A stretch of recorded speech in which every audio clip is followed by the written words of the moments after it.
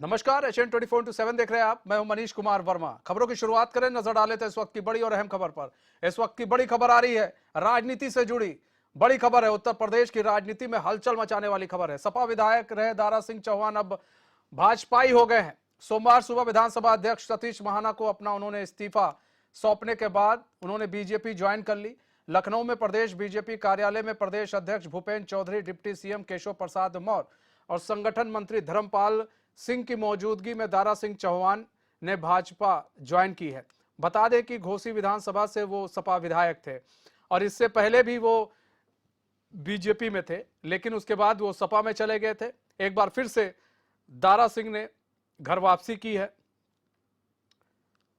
तो सपा विधायक रहे दारा सिंह चौहान अब भाजपाई हो गए हैं। सोमवार सुबह वो विधानसभा अध्यक्ष सतीश महाना से मिलने पहुंचे और उनको उन्होंने अपना इस्तीफा सौंप दिया, जिसके बाद उन्होंने बीजेपी ज्वाइन कर ली। लखनऊ में प्रदेश बीजेपी कार्यालय में प्रदेश अध्यक्ष भूपेन्द्र चौधरी, डिप्टी सीएम केशव प्रसाद मौर्य और संगठन मंत्री धर्मपाल सिंह की मौजूदगी में दारा सिंह ने बीजेपी ज्वाइन की। बता दें कि घोसी विधानसभा से वो सपा से विधायक थे और एक बड़ा चेहरा है दारा सिंह और एक बड़ा नाम भी है दारा सिंह, और एक कद्दावर नेता में भी उनकी गिनती होती है। तो कद्दावर नेताओं में उनका नाम शुमार है। तो कद्दावर नेताओं में उनका नाम शुमार है। तो कहीं ना कहीं प्रदेश अध्यक्ष, डिप्टी सीएम और दो डिप्टी सीएम केशव प्रसाद मौर्य, ब्रजेश पाठक वहां पर मौजूद रहे प्रदेश कार्यालय में, और वहां पर जो है दारा सिंह की ज्वाइनिंग कराई गई। मनोज यादव हमारे साथ जुड़ चुके हैं, सपा के प्रवक्ता हैं। मनोज यादव जी, स्वागत है चैन में आपका। मनोज यादव जी, दारा सिंह जो कि कद्दावर नेताओं में उनकी गिनती होती है, सपा के एक अच्छे खासे नेता थे, बीजेपी ज्वाइन कर लिए सर, कितना बड़ा झटका सपा को? देखिए, समाजवादी पार्टी को कोई झटका नहीं है। वो जिस तरह आए थे उसी तरह चलेंगे।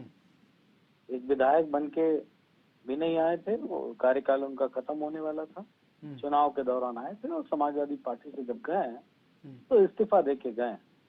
यानी कि उन्होंने अपने विधायकी से इस्तीफा दे दिया। लेकिन उनका एक बयान याद आ रहा। उन्होंने कहा था, जब बीजेपी छोड़ी थी तो कहा था कि यहाँ पे हमें गुलामियत महसूस होती है, तो निश्चय ही वो पुनः गुलाम बनने के लिए अग्रसर थे और पिछड़ों को गुलाम, खासकर चौहान समाज के जो नेता हैं, अपने पिछड़ों को गुलाम बनाने के लिए पुनः बीजेपी में ज्वाइन करते हैं। वो समाजवादी पार्टी में भी रहे हैं, कांग्रेस से उन्होंने जीवन की राजनीतिक शुरुआत की थी और बसपा में भी रहे हैं और बीजेपी में भी शामिल। तो जब ऐसे लीडर जब सारे मठों की परिक्रमा लगा लेते हैं, उनको मौसम वैज्ञानिक के रूप में देखा जाता है और महत्वाकांक्षी नेता के रूप में देखा जाता है। उनको यहाँ सत्ता नहीं मिली तो जाहिर सी बात है वो सत्ता के लिए जाना उनको लाजमी भी बनता है और जाना भी चाहिए। मैं तो ये कहता हूँ, चूंकि संघर्ष करना मनीष जी, मुझे नहीं लगता कि हर आदमी के बस की बात हो। समाजवादी पार्टी लगातार संघर्ष कर रही है, हमारे साथ आरएलडी भी संघर्ष कर रही है। अनुप्रिया पटेल की बहन है पल्लवी पटेल, अपना दल कमेरावादी, वो भी संघर्ष कर रही है। सत्ता का लोभ नहीं है। हाँ, वैचारिक रूप से हम लोग जितना प्रतिबद्ध हैं अपने समाज के लिए, अपने प्रदेश के लिए, उस बात के लिए हम सत्ता से लड़ाई लड़ रहे हैं। सत्ता के पास सरेंडर होके चले जाएं तो फिर क्या मतलब, फिर कौन सी विचारधारा और फिर कौन सा संघर्ष। तो उनको बधाई और बीजेपी को बधाई, योगी जी को स्पेशल और मोदी जी को महा स्पेशल बधाई, क्योंकि कहीं ना कहीं ये बात स्पष्ट होती नजर आ रही है कि योगी मोदी के चेहरे पे 2024 का चुनाव बीजेपी नहीं जीत पाएगी। उसको तमाम सारे नेताओं की आवश्यकता है। लेकिन ये स्थिति आई क्यों? अभी तक तो उन्हीं के चेहरे पे चुनाव जीत रही थी बीजेपी। वो स्थिति इसलिए आई बनी थी क्योंकि विपक्ष एक बड़ा इक्वेशन बनाने का पूरा प्लान तैयार कर चुका है। लगभग 60% से ज्यादा का वोट जो है वो आज बेंगलुरु पहुंच रहा है। कुछ पहुंच चुके हैं, कुछ रास्ते में और कुछ निकलने वाले हैं। तो जो ये 60% से ज्यादा वोट प्रतिशत इकट्ठा हो रहा है, इसके इक्वेशन के बाद एक दो स्टेट को अगर छोड़ दीजिए तो बीजेपी की जमानतें बचना मुश्किल हो जाएंगी। लड़ना तो बड़ी दूर की बात है, क्योंकि एक बड़ा वोट प्रतिशत और ऊपर से जो एक जैसे कहते नहीं है कि आइसक्रीम के ऊपर चेरी, तो जो ये इन्होंने महंगाई, भ्रष्टाचार और बेरोजगारी रूपी चेरी सजा रखी है, इसको जनता को खत्म करने का पूरा मन बना लिया। बीजेपी की लड़ाई इतनी आसान नहीं है कि बीजेपी मोदी के चेहरे पे लड़ ले। और मेरी बात अगर गलत हो तो आरएसएस का पेपर है, ऑर्गेनाइजर है, उसमें छपा था कि नरेंद्र मोदी के चेहरे पर मात्र चुनाव नहीं जीता जा सकता है। तो जब खुद एक्सेप्ट कर लिया उन्होंने, तो निश्चय ही वो मोदी जी हो, योगी जी हो, वो सारे प्रयास करेंगे और करने भी चाहिए। लेकिन मैं एक ही बात कहूंगा, पूर्वांचल की एक कहावत है कि फरहा फरहा उड़ जाला और धान धान रह जाला। तो जो हल्के हैं वो लोग चले जाएंगे। लड़ाई वही लड़ता है जो योद्धा होता है। ओम प्रकाश राजभर योद्धा नहीं है। ओम प्रकाश राजभर को भी वही बीमारी थी कि अरे भाई, संजय निषाद का बेटा सांसद हो गया, विधायक हो गया, मंत्री हो गया, अनुप्रिया पटेल मंत्री हो गई, उनके पति मंत्री हो गए, वो बेचारे यहाँ बेरोजगार थे। तो बेरोजगारी कहाँ तक कोई झेल पाएगा भाई? बेरोजगारी की समस्या आई है पूरे देश में, और राजनीतिक बेरोजगारी भी नहीं झेल पाएंगे। हाँ, जो सेकुलरिज्म के लोग हैं, समाजवाद को मानने वाले लोग हैं, वो एकत्रित हैं। तो सेना भी समाजवाद के राह पे आ गई है। मनोज भाई, लेकिन बीजेपी कह रही है कई और भी लोग हैं जो आपके हैं, जो इनके संपर्क में हैं। अब भी अपने चैनल पे मेरी तरफ से खबर चला दी है। 1 दर्जन से ज्यादा मौजूदा बीजेपी के सांसद समाजवादी पार्टी और गठबंधन में आने के लिए व्याकुल हैं।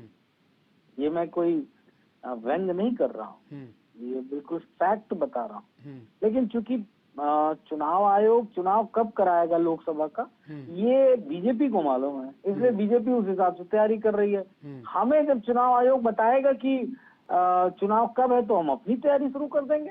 इसमें कौन सी आना जाना लगा रहेगा, एक आएगा एक जाएगा, ये सारी बातें बहुत ज्यादा माने नहीं रखती। और दारा सिंह चौहान का कोई जनाधार समाजवादी पार्टी में न जुड़ा था और न जुड़ा है, और न उनके जाने से समाजवादी पार्टी पे कोई विशेष फर्क पड़ने वाला है। लेकिन हाँ, अगर हम 1 दर्जन सांसद लेके आएंगे जब, तब बीजेपी का जनाधार भी खिसकेगा और बीजेपी की बेचैनी भी बहुत ज्यादा बढ़ेगी। अच्छा मनोज भाई, आप बात कर रहे हैं, अभी देखिए बेंगलुरु में वो होने वाला, आप लोग के महागठबंधन का एक पूरा खाका तैयार होने वाला है। इधर कहा जा रहा है कि अब अध्यादेश को लेकर कांग्रेस ने भी आम आदमी पार्टी का साथ दे दिया है। अब तमाम तरह की बातें निकलने लगी, आम आदमी पार्टी भी मान गई है। तो ऐसे में अब सवाल ये है कि गठबंधन, आप लोग तो महागठबंधन बना रहे हैं, फर्स्ट फ्रंट थर्ड फ्रंट सब बन रहा है, लेकिन एक चेहरा तो चाहिए होगा ना। और उस चेहरे वो चेहरा आप लोग किसको बनाना चाहते हैं? क्या आप लोग की, क्योंकि कई ऐसे फार्मूले हैं जो तैयार की है ममता बनर्जी, अब वो फार्मूला कांग्रेस मानेगी कि नहीं मानेगी कि नहीं भैया यहाँ पर उत्तर प्रदेश में आपकी स्थिति मजबूत है तो आप लोगों को चुनाव लड़ने दिया जाए, कांग्रेस यहाँ पर अपना प्रत्याशी ना उतारे। ऐसे में जहाँ कांग्रेस के स्थिति मजबूत है वहाँ पर और पार्टी अपने वहाँ कैंडिडेट ना उतारे। तो क्या ये जो फार्मूले जो बन रहे हैं, इन फार्मूलों पर चला जा सकता है, ये मुमकिन है मनोज भाई? देखिए, जो बैठकें हो रही है दूसरी बैठक है, तो बैठक कितने बड़े राजनीतिक दल, सभी सत्ता में रहने वाले दल, और कई सारे दल ऐसे हैं जो मौजूदा सरकार में भी हैं, कांग्रेस के, चाहे वो राज्य हो, चाहे तमिलनाडु की सरकार हो, चाहे केरला की सरकार हो, चाहे पश्चिम बंगाल की हो, चाहे बिहार की हो, सारे दल जो सत्ता में है और जो सत्ता के साथ साथ विपक्ष में, सब बैठे और सबके पास एक बड़ा अनुभव है। कोई ओम प्रकाश राजभर नहीं है। मेरी बात को थोड़ा सा गौर फरमाइएगा, कोई ओम प्रकाश राजभर नहीं है कि अगर हम गठबंधन नहीं करेंगे तो हम खत्म हो जाएंगे। सबकी अपनी अपनी एक स्ट्रेंथ है, ताकत है, और उस ताकत के आधार पे चुनाव लड़ने का प्रयास करें। क्या कॉमन मिनिमम प्रोग्राम होगा, क्या गठबंधन का नाम होगा, कौन कन्वीनर होगा, कौन चेयरपर्सन होगा, ये सारी बातें इसीलिए तय होने के लिए बैठक की जा रही। डिनर तो जाहिर सी बात है 24 घंटे होते हैं, तो इंसान 2 बार खाना खाता है और नाश्ता भी करता है, चाय कॉफी भी होती है, तो वो तो सब एक बातें हैं। जाहिर सी बात, हम 2 दिन के लिए इकट्ठा हो रहे हैं तो बहुत सारे मुद्दों पे बातें होंगी। लेकिन मैं आपके दर्शकों को एक बात, उस पहाड़ पे जहाँ बारिश की कहर ढाई हुई है, उस पर मैं ये राहत जरूर दे सकता हूँ, जिनको आस है समाजवाद और सेकुलरिज्म से, लगभग मुद्दों पे बात बन चुकी है। बैठ के आपस में अगर बात बन गई है तो बैठ के उस पे स्टैम्प भी लग जानी चाहिए। तो कहीं ना कहीं इन सारे वजहों पे कोई बहुत सवाल नहीं खड़ा होता है कि क्या रहेगा क्या नहीं रहेगा। मतलब चीजें सारी तैयार हो गई हैं, बस स्टैंप लगना, मुहर लगना बाकी है। मनोज भाई, यही है। बहुत बहुत धन्यवाद हमारे साथ जुड़ने के लिए और अपना बहुमूल्य समय देने के लिए। राज शर्मा जुड़ चुके हैं हमारे साथ, कांग्रेस के नेता हैं। राज शर्मा जी, स्वागत है चैन में आपका। राज शर्मा जी, सवाल ये है राज शर्मा जी, दारा सिंह जो कि कांग्रेस में भी रहे हैं, सपा का दामन छोड़कर अब फिर से वो बीजेपी में आ गए। विधायक थे, अब फिर से वो बीजेपी में आ गए। बीजेपी में थे वो, लेकिन फिर से बीजेपी में आ गए।